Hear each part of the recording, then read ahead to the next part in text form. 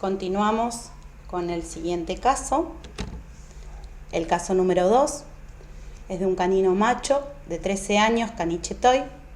Se presenta a la consulta con una neoformación esférica en el subcutáneo, debajo del cráneo, con concordancia con cervical 1, de unos 4 centímetros de diámetro, móvil, indolora, de consistencia blanda.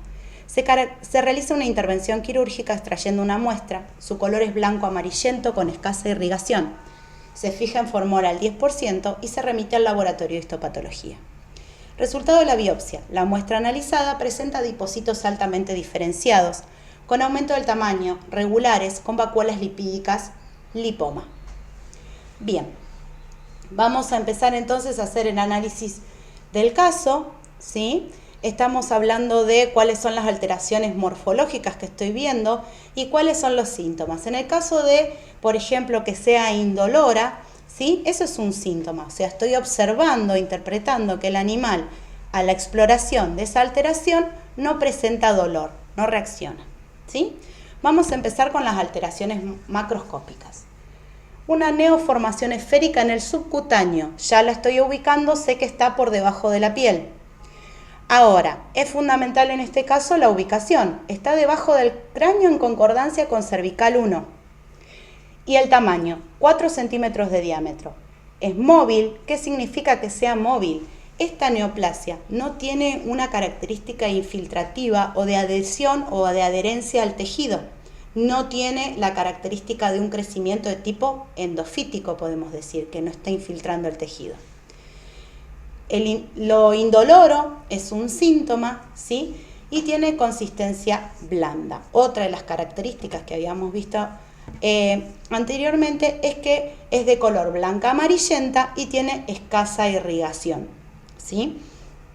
Estas alteraciones me están hablando de un comportamiento, de una neoplasia que tiene un crecimiento lento, ¿sí? ¿Por qué? Porque llegó a tener unos 4 centímetros de diámetro hasta que el paciente llegó a la consulta, ¿sí?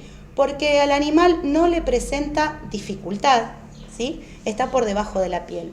Otra característica que tenemos que tener en cuenta en la primera anamnesis es que es un canino que tiene 13 años, es un animal que podríamos considerar geronte, ¿sí? Un canino viejito. ¿Está? Bien, vamos a las características microscópicas.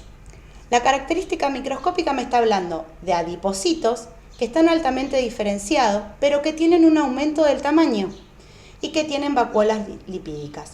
Si pienso en el grado de anaplasia que puede llegar a presentar, evidentemente al ser una neoformación es una neoplasia conformada por células que están bien diferenciadas, por lo tanto tienen un escaso grado de anaplasia.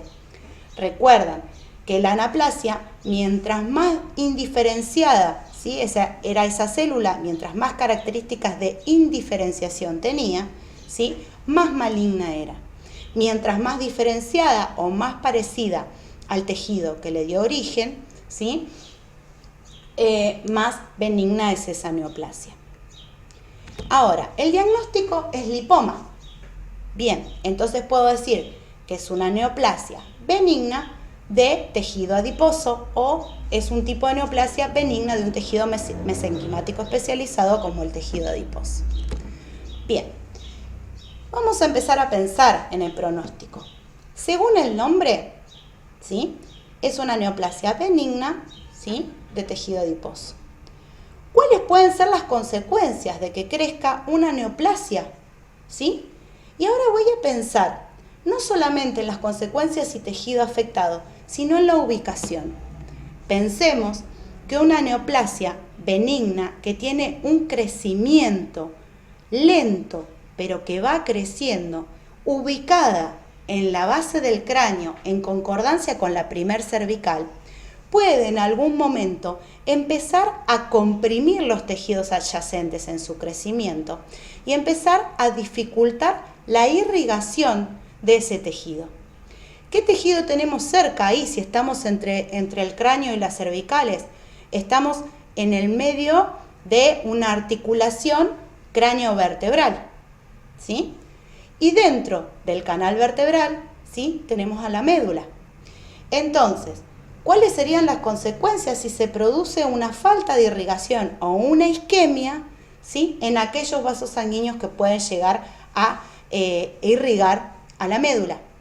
Podría llegar a tener como consecuencia entonces un infarto, ¿sí? Y la muerte o el infarto no es lo mismo si ocurre en un tejido fundamental, vital, como la médula, que si ocurriera, no sé, en una mano, en un dedo de una mano. El animal, si perdiera por una necrosis de tipo coagulativa producida por una isquemia un dedo de una mano, podría seguir viviendo normalmente. Pero en este caso particular, con la ubicación que tiene esta neoplasia, la necrosis coagulativa del tejido que esté cerca, que podría ser consecuencia del crecimiento de esta neoplasia, podría producir incluso la parálisis o muerte del animal, ¿sí? Entonces, ¿cuál es el pronóstico?